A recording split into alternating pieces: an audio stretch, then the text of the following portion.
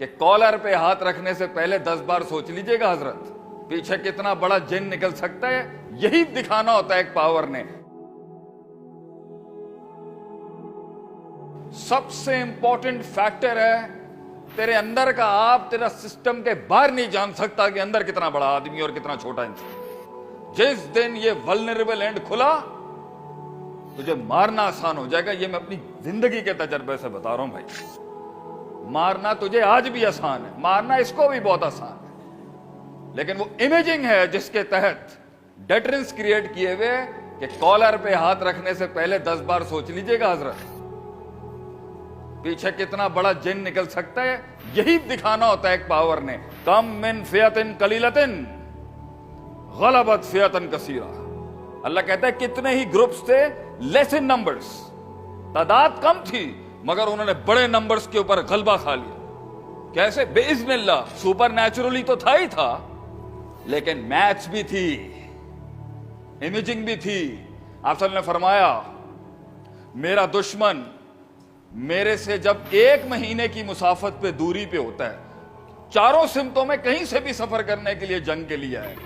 From a 1 month duration, 1 مہینے کا سفر جب رہ جاتا ہے، مسیرت الشہر کے الفاظ ہیں حدیث میں، تو اس کے سینے میں ایک روب طاری ہونا شروع ہو جاتا ہے۔ ایک تو وہ روب ہے جو اللہ ڈالتا ہے مومنوں کے خلاف، ایک آپ صلی اللہ علیہ وسلم کی امیج ہے،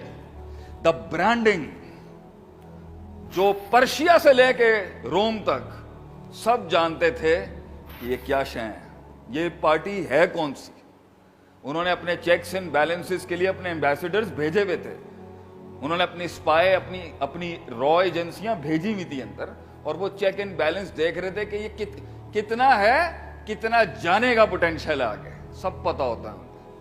تو وہ 1 مہینے کی مسافت پہ آپ صلی اللہ علیہ وسلم کا روب تھا ان کے دلوں میں، اگرچہ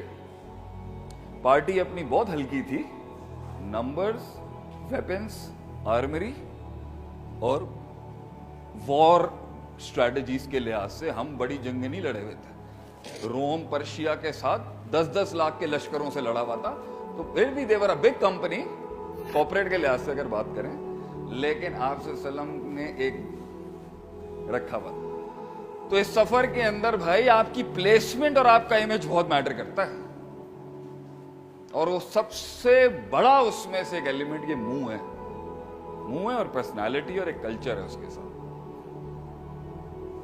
تو اگر تو کسی بھی ایسپیکٹ کے اوپر ہلے گا نا، اگر تو نے غلامی اپنا لی ہے میرے بھائی، اینڈ یو ہیو ڈیسائیڈڈ کہ بھائی میں کسی کی پروٹیکشن میں رہنا چاہتا ہوں، تو ٹھیک ہے، پھر آپ بھنڈ ماریں گے، غلطی کریں گے، وہ اگر if you are alpha line, آپ اپنا ٹیریٹری خود کلیم کر رہے ہیں اگر، اور سسٹم کو آپ تنگ کریں گے آگے جا کے،